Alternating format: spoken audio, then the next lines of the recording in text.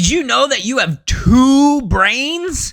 And most of our problems in life can be attributed to when we're using the wrong brain at the wrong time.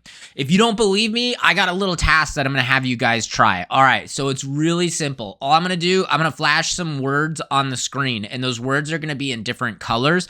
And what I want you to do is tell me the color of the font. So if you see the word ball and it's written in green, just say green. These words are going to flash up and then they're going to go away real quick. So do it as fast as you can. Ready, set, go. All right, how was that?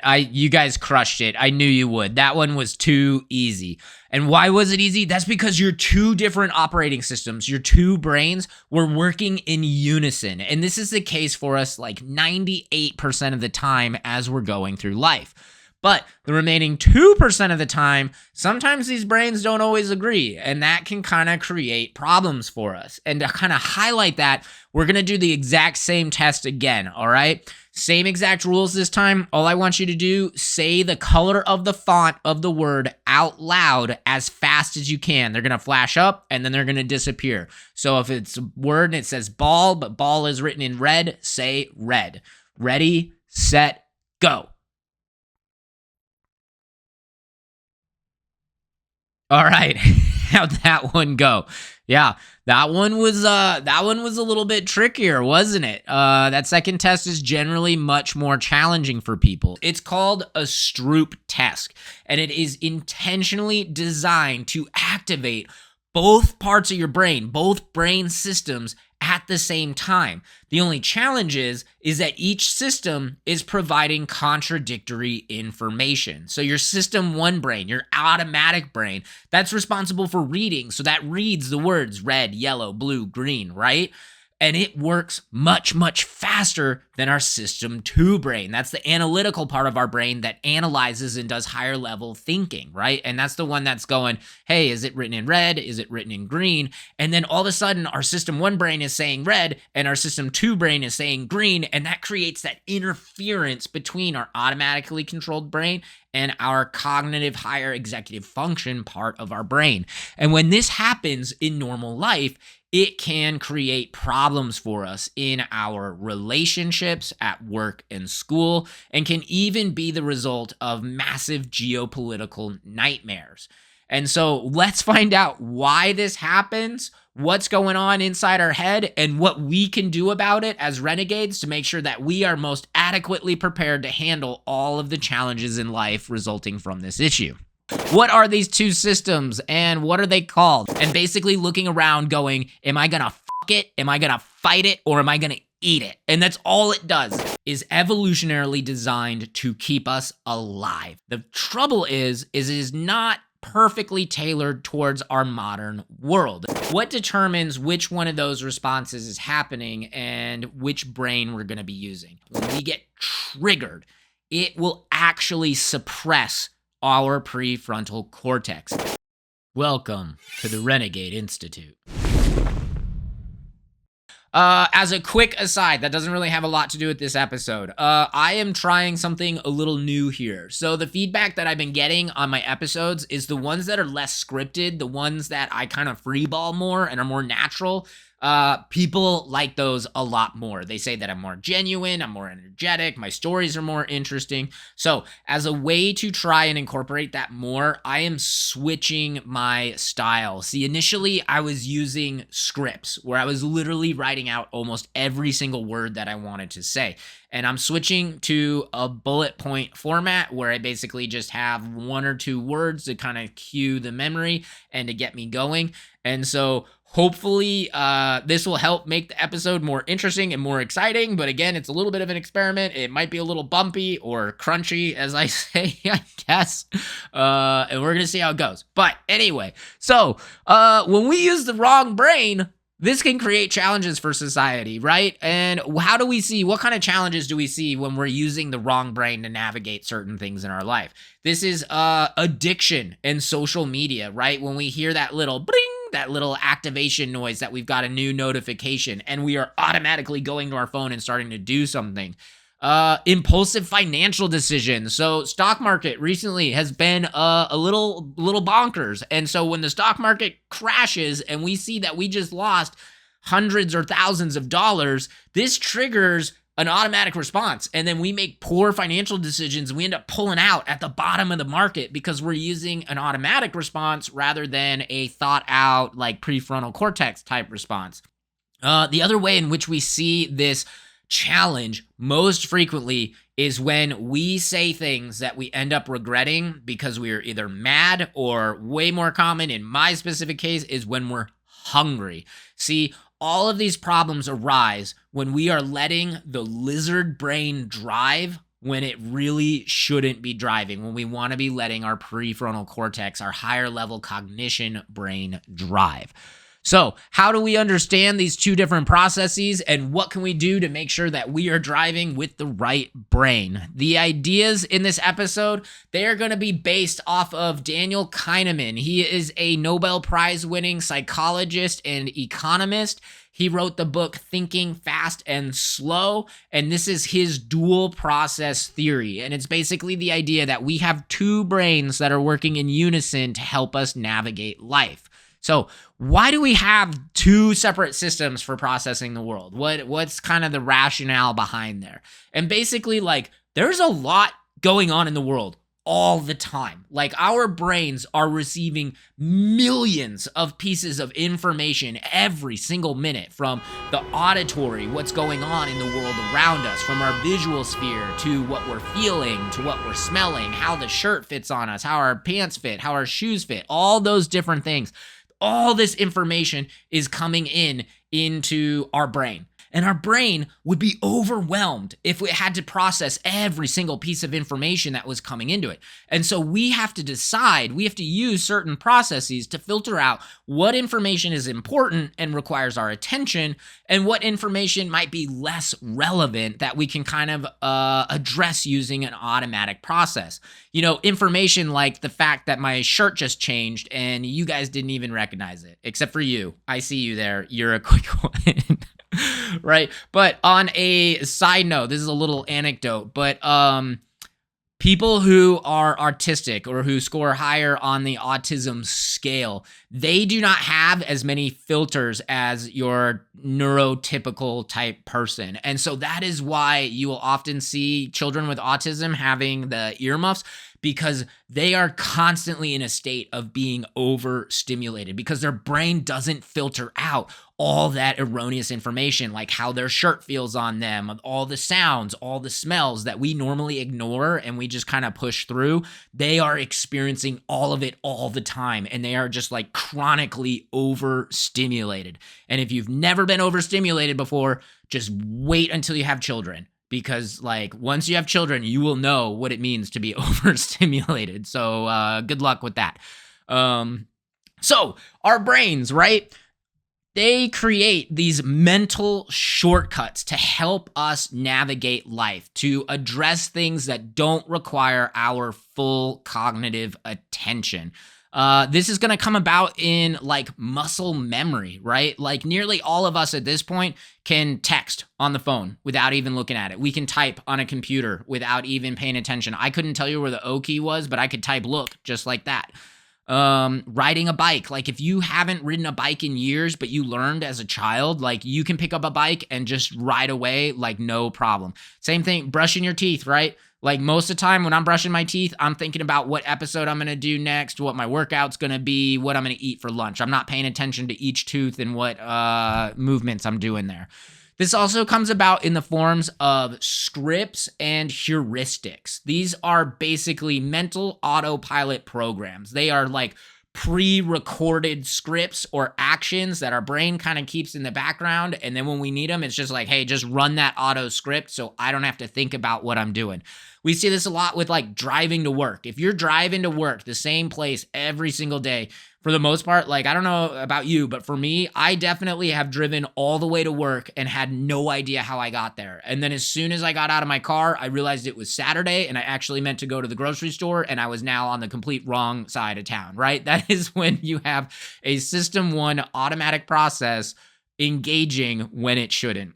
Things like, hey, how's it going? right? And you'd reply, good, thanks, and you, and like you don't even think about it. That is a script that your brain is using.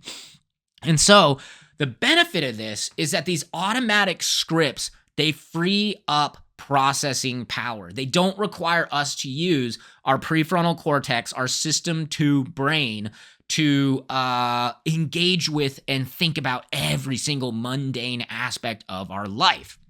So, what are these two systems and what are they called? We're going to start with System 1 processing. What is that? So, System 1 processing, this is evolutionarily like the oldest part of our brain. It is sometimes referred to as the reptilian part of our brain, but more specifically, it is our limbic system. And our limbic system is responsible for evaluating the world all the time and basically looking around going, am I going to it? Am I going to fight it or am I going to eat it? And that's all it does. It's fast, it's automatic, and it's intuitive. And 95% of the functioning on this level is on the subconscious level. This is where all these scripts, these are where these codes, these are where these heuristics, these mental shortcuts for life come from. This is also where we get those like gut feelings or instincts. And this part of our brain is heavily based on emotions and feelings, and it does not have the capacity for complex language or reasoning. This is the part of our brain that, like, say we're in a situation where, like, I don't know, man, this just doesn't feel right. Or, I don't know, man, that individual is just kind of giving me the creeps, and I don't know why. Like, something just feels wrong. It feels off. Like, we're just getting like but we don't know what is coming from or why.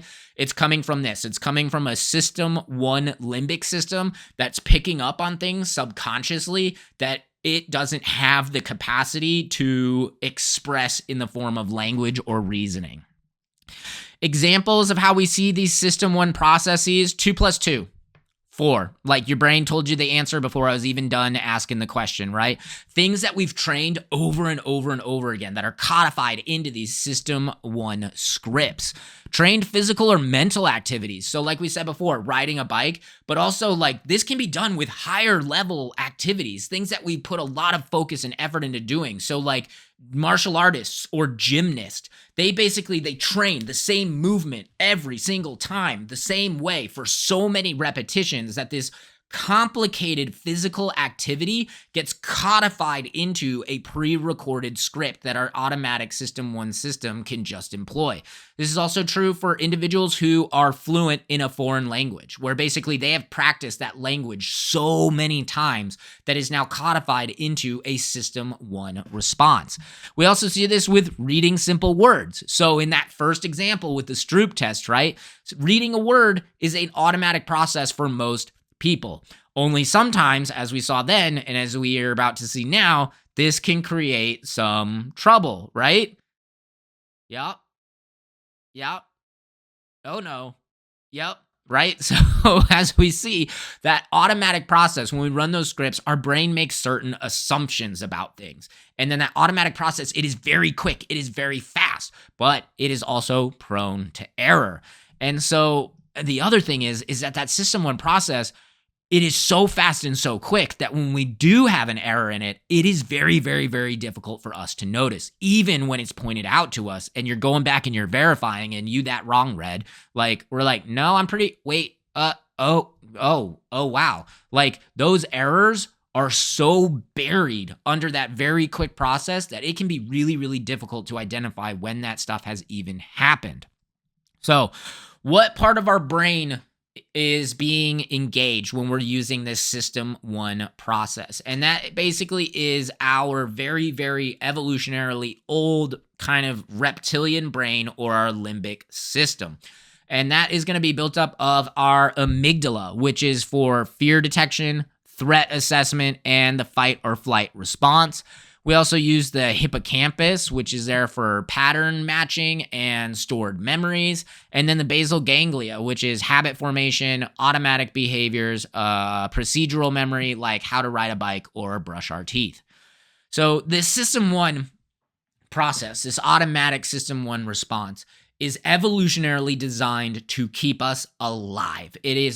Its primary function was to identify threats and to respond very, very quickly.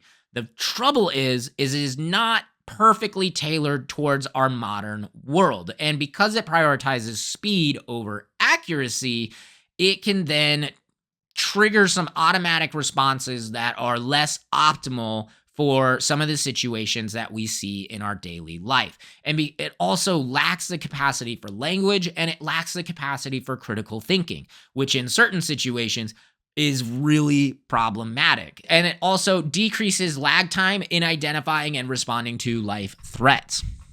All right, so what is system 2 processing? So system 2 processing, that's our higher level executive functioning of our brain. Like when I ask you to describe thinking, when I ask you to describe attention, that's what system 2 processing is. It is our prefrontal cortex. It is the part of our brain that is responsible for the actual thinking part of our thinking.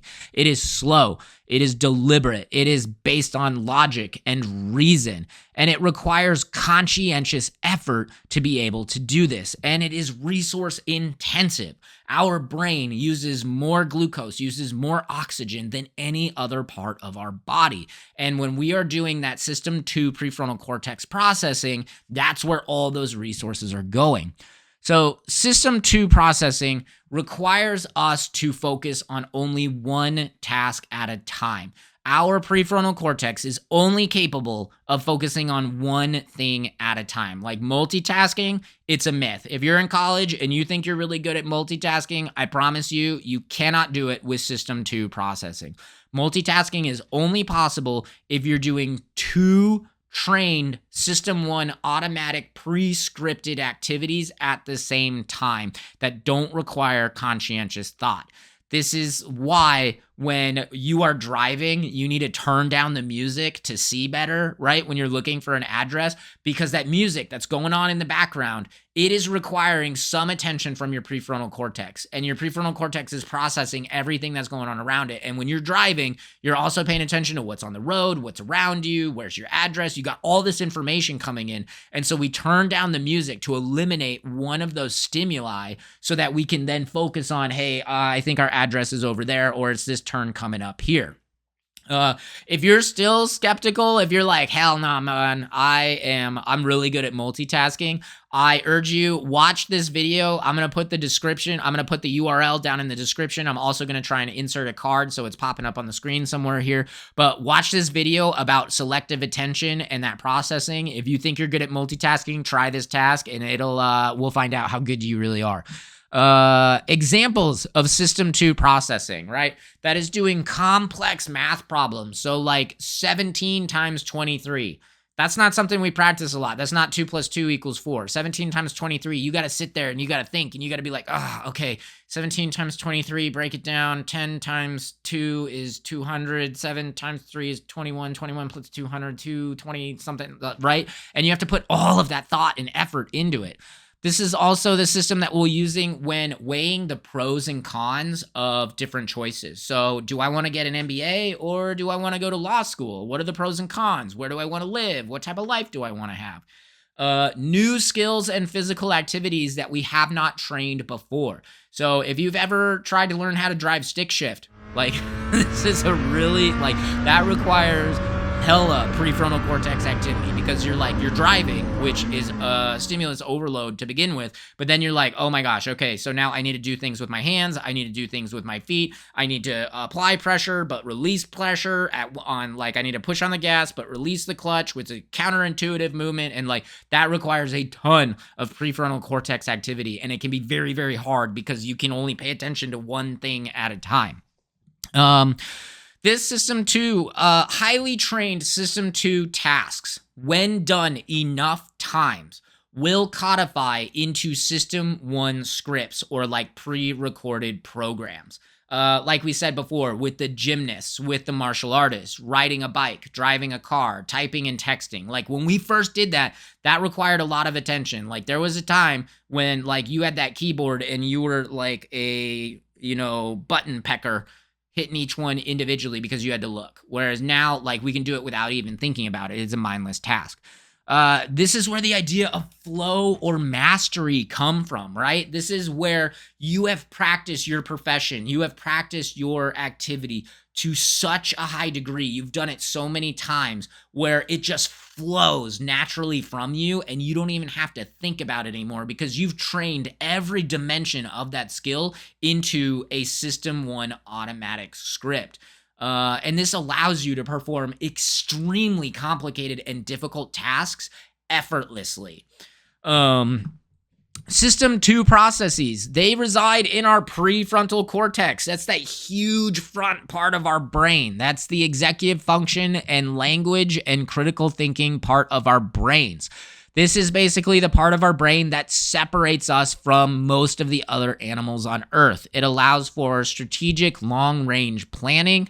Complex problem solving and creativity come from this part of the brain. And this is really cool. This is the part of our brain that allows us to think about, analyze, and be critical of our own thinking, where we can be like, hey, I feel this way, I think this way, I believe this thing, but is that actually right? And we can go back and we can analyze and we can be critical of ourselves and be like, hey, I feel this, but I don't think that's actually accurate. Or maybe I need to rethink this or reevaluate things. This is all going to be coming from the prefrontal cortex. And so where the problems come about in life is when we end up driving, when we end up using an automatic System 1 response, when we really need to be using a System 2 prefrontal cortex higher level reasoning activity.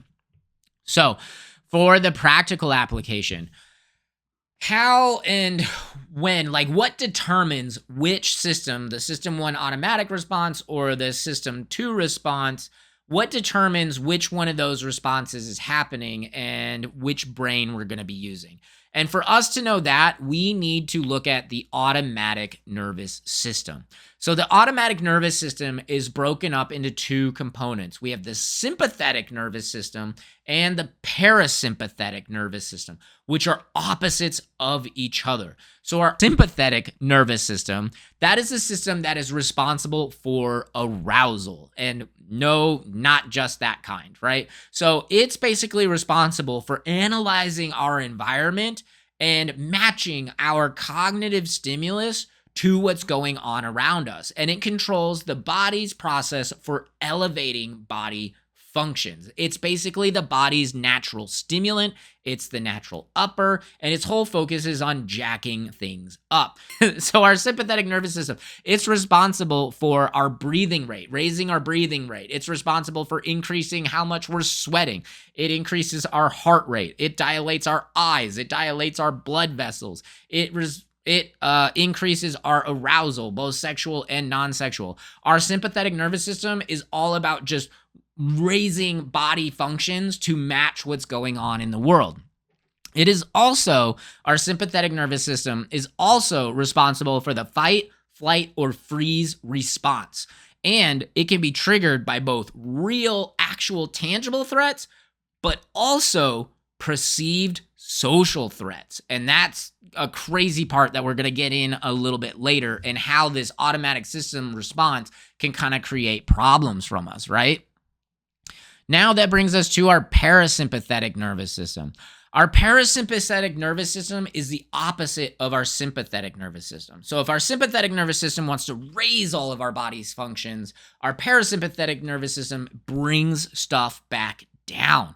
See, our parasympathetic nervous system, it is focused on preserving our body. It's focused on rest. It's focused on sleep. It's focused on repair. And so our parasympathetic nervous system is what engages at like 3 p.m. after you've had a big lunch. It's Tuesday and you're going through emails and you're like falling asleep at your desk. That's your parasympathetic nervous system. It's basically looking around being like, yep, nope, nothing important's going on here. We can lower the heart rate, we can lower the breathing rate, and we can just kind of fall asleep and focus on digestion and repair. The implications where this gets tricky is that these two systems can affect which brain is functioning and when. See, a sympathetic nervous system response, when we have a fight or flight response, when we're elevated, when we get jacked up, when we get triggered, it will actually suppress our prefrontal cortex. It will hijack our system 2 processing and kind of turn down the volume or mute it. And like what this means, let's say like you're a way back, an early evolutionary human, you're out on the savannah and you see a lion. What happens is this is going to trigger a system 1 limbic brain, a sympathetic nervous system response. It's going to jack everything up and we are going to go on overdrive. And our sympathetic nervous system is basically going to prepare our body to either fight like hell or run like we've never ran before. Only the major downside is when we have this response, we lose the ability to think critically. It literally turns our system 2 processing, our system 2 brain off. Why does it do it? It does it to save our life, right? So what do we know about the system 2 brain? We know it's slow. We know it's deliberate. We know it's resource intensive. We know it requires a ton of deliberate thought and attention. And so when we're out there on the savannah and a lion starts charging us, we don't want to be sitting there stuck in a system 2 process where like, what is that? Is it a lion or is it a golden retriever?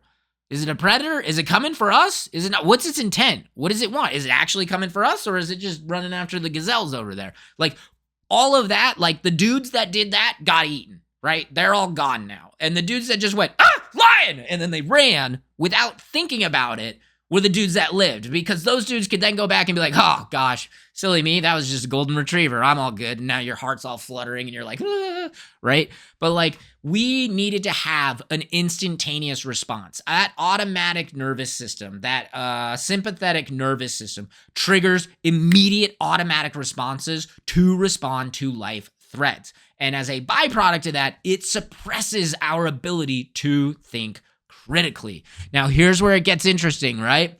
Humans are super complex. We're not like most animals in that we evolved as pack animals. We evolved in a tribe where our membership to a group, our membership in the tribe was literally as, if not more important to our survival as our ability to run from predators and find and catch prey.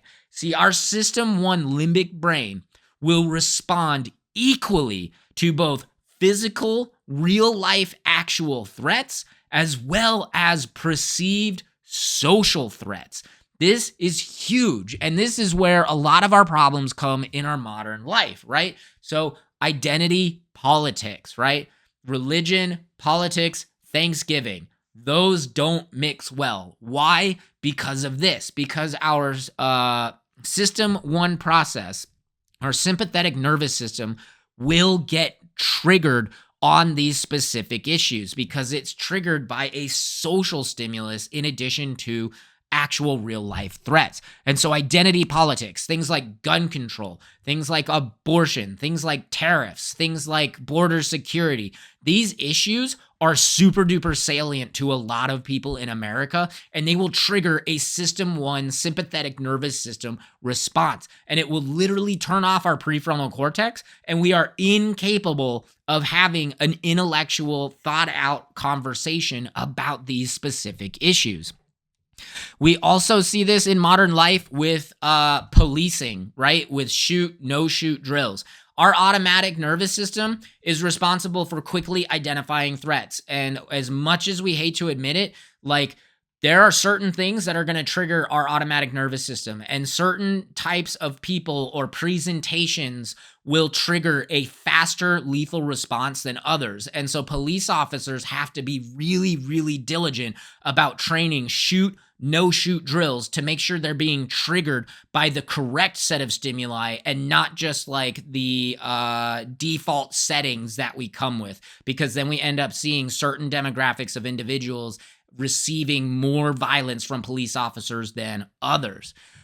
This also presents in arguments with partners and family members, going back to like, man, I said something when I was mad, right? So like there are times when like when you get into a fight, when you get into an argument, when you get into a disagreement with people that you are in very close relationship with, that triggers that system, that sympathetic system response, right? That is a imagined or perceived social threat, and it triggers a fight or flight response that suppresses our prefrontal cortex. And then suddenly we're so mad, we're so worked up, and that little gremlin back there is like, yeah, say that thing, do it. And then you like let loose, and you're like, ah, blah, blah, blah, blah, blah, and you say all the nasty stuff, and then you're like, yeah, that was cathartic. I feel really good about that. And then you go to sleep, and you wake up the next day, and you're like, oh no, mistakes were made, right? Because what happens is when you're in that moment, that sympathetic nervous system is jacked up. Your prefrontal cortex is turned off. You say all those mean, emotional, angry things, right? That are devoid of logic. Then you go to sleep. Your parasympathetic nervous system brings everything back down. Your prefrontal cortex turns back on, and you go, oh, whoops, right? We also see this in the bystander effect. An emergency situation happens. There's tons of people there capable of responding. They all have sympathetic nervous system goes through the roof. Their brain turns off, and their fight or flight or freeze response triggers, and they all go, and it's like, do something. They don't know what to do. They haven't trained. They're like, their brain is looking for the automatic script of call 911, only we don't practice calling 911. So when it looks for the default setting, there is no default setting. So they just freeze. They're just like, eh. And that's why, like, as first responders, we're trained. If you have people around you and you're in danger, you need to go, you blue shirt, call 911, because they're stuck in a freeze response and their brain's looking for that automatic script that doesn't exist. And you have to rip them out of that system 1 response and bring them back into a system 2 response, prompting them of what they need to do. We also see this with riots and protests, right? Super animated, super amped up environment, right? Like generally we're only rioting or protesting over stuff we're already super mad about. You got a ton of people there, groupthink, everyone's yelling, there's a lot of loud noises. This is when like the reptilian brain takes over and there's not a single cognizant brain going on there. Geopolitical conflicts, high-level negotiations, international warfare, road rage, all of these situations fit that same bill. They are situations in which our system 1 process is taking over and we are no longer able to think like highly evolved animals that we are. So when the system 1 brain is driving, it's turning off our actual thinking brain, and we just have the critical thinking skills of a lizard. And so like when we're sitting there and we're trying to decide, hey man, are we going to bomb Iran today? Like I really, really hope the dudes in that room making that decision are engaging their prefrontal cortex and not just being like, yeah, let's do it. Yeah, you know? So what do we do about this? Like this obviously this can create a lot of problems. How do we address this? And first and foremost, we need to recognize that there are certain situations in which our brain's default settings, our evolutionary processes, are responding in a suboptimal way for modern times. And we need to, as quickly as we can, recognize when this is happening, when we or a partner or a group or people that we're working with are getting triggered, when they are losing the ability to think in a cognitive, logical way. And we need to recognize this in ourselves before our prefrontal cortex turns off. When we're starting, like if the sympathetic nervous system starting to jack up, the earlier we can intervene, the better, because the higher this gets, the harder it's going to be for us to respond, because we need that prefrontal cortex to respond. But if it's being suppressed, it's like, that's why drinking and driving is such a big problem, right? Because it hampers our ability to engage in higher level thought. And we need the higher level thought to be able to make the correct decisions. And so once we know that this is happening, once we've trained ourselves to recognize, hey, I'm getting amped up and I need to figure out a way to off ramp from this elevation, we need to lower our arousal. We need to turn our prefrontal cortex back on, and we need to engage in that system 2 thinking. So how do we do that? We employ certain strategies. We've got 3 different strategies that we can do for doing this. The first of which, and this is going into that proactive versus reactive, this is a highly proactive one, doing meditation or mindfulness training. What is that and what does it do? I'm actually going to do a whole episode on how to strengthen system 2 processes and meditation and mindfulness by itself. But as like a quick upfront, when you meditate, when you do mindfulness practice, basically what you're doing is you are going to the gym, you are doing weightlifting for your prefrontal cortex. you are making the executive function part of your brain stronger to where you have a better ability to control what you are thinking about, how you're thinking about it, and how intensely you're thinking about it. And it gives you the ability to push through when you're having like a triggered system 1 response. If you have a stronger prefrontal cortex, a stronger executive control function, you can actually override that system 1 response. And we do that by practicing meditation and mindfulness.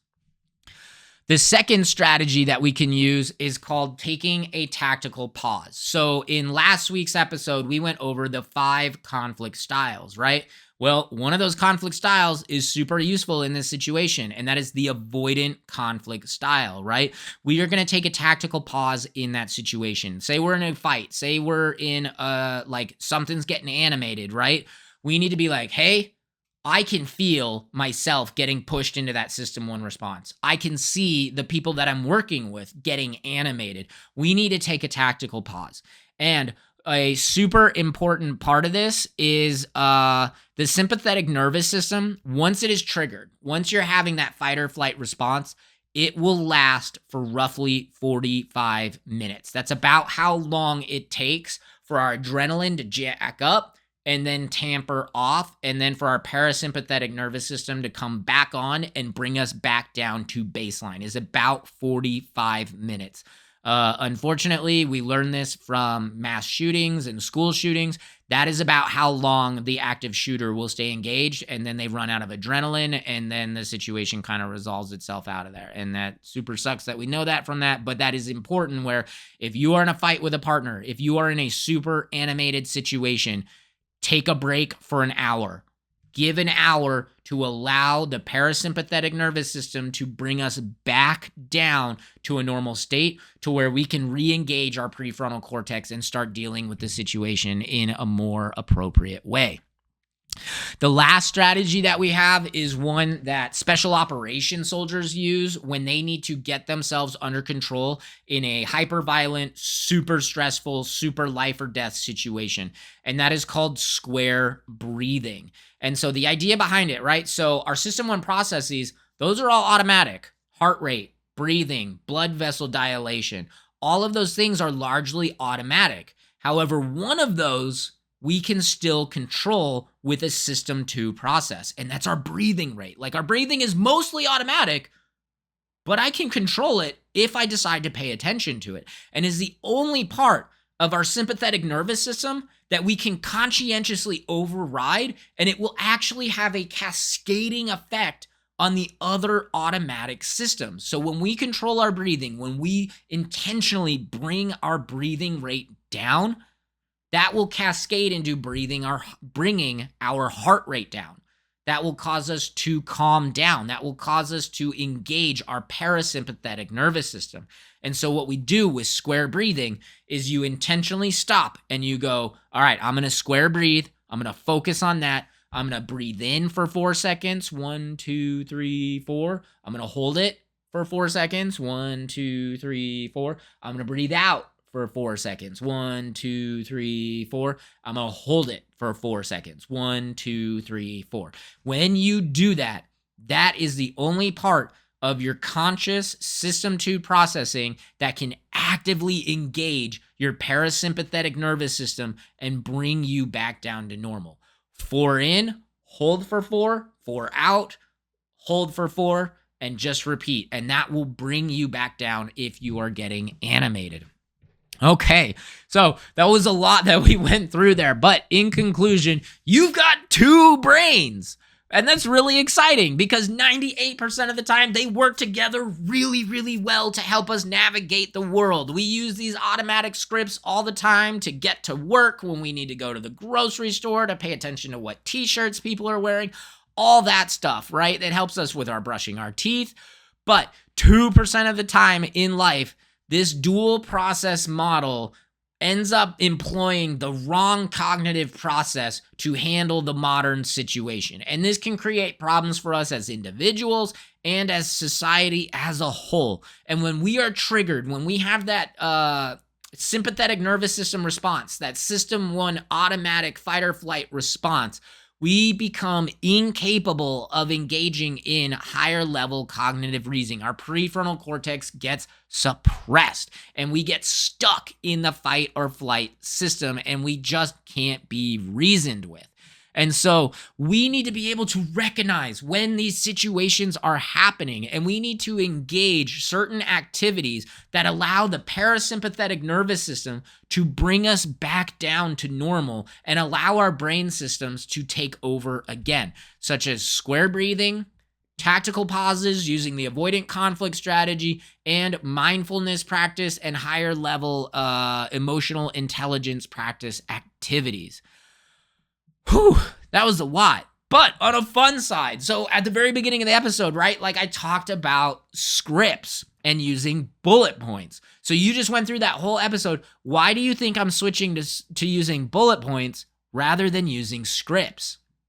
You're right, because reading is an automatic process, right? So when I scripted out every single word on the episode, all I was doing was reading. And I was engaging in that system one process where I was like, create problems for the individuals. And so as a society as a whole, right, when I'm doing that, my prefrontal cortex is turning off. It's being suppressed. And so by switching my fully written out scripts to bullet points with like 1 or 2 words, that allows me to continue to engage that prefrontal cortex activity and be a lot more animated and dynamic and have better anecdotes and to think more dynamically about the conversation that we're having. So that's a really cool way that we can kind of show how we can be intentional. What a fun word, intentional about setting up our life to reflect the types of cognitive processes that we want to have. Where if we want to say exactly what we want to say and nothing else,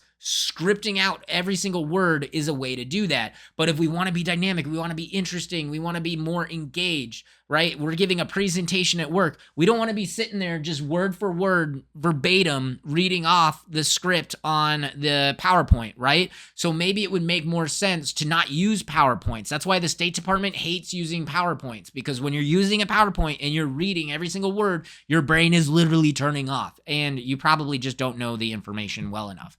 So, whew, that was a lot. I went on a little bit of a tirade there. Moral of the story is use your brains. Set up your situation so that you're using the right brain at the right time. What do you guys think? Was that good? Was it helpful? Was it completely off the mark? What are some examples of times in your life when you were using maybe the wrong brain, when you should have been using the other, and why?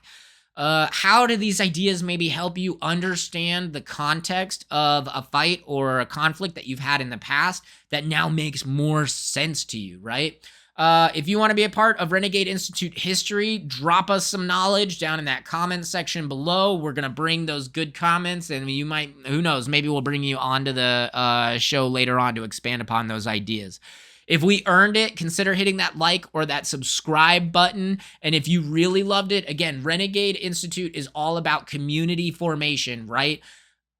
Think about sharing this video with some friends. If you've got some friends that are also renegades that would benefit from this stuff, that would enjoy it, consider sharing this video as well. That's what helps us out the most.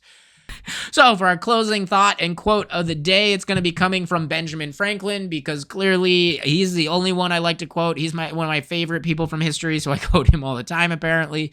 But he said, "Whatever begins in anger ends in shame." That's all I got for you guys. I hope you enjoyed it. We loved having you here, and we will see you guys here next week. Lux Via, my friends. Cheers. Yeah, that was pretty good. Did you know that you have 2 brains? What? No way! Yeah, you definitely do. Here's a picture of Spock. Here's a picture of an alligator. These are going to exemplify the 2 different brains. And all of your problems can come about from when you use the wrong brain. What do we think? Did that work? Don't believe me? Try the Stroop task. It's a trick. Don't fall for it, because you're too smart. Yuck. All right. Yeah, that's right. You guys are going to be so tricked by this. I'm such a tricksy little trickster.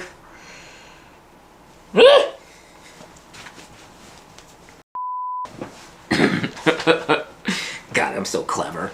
All right. So there's a lot going on in the but outside that, I think we're go.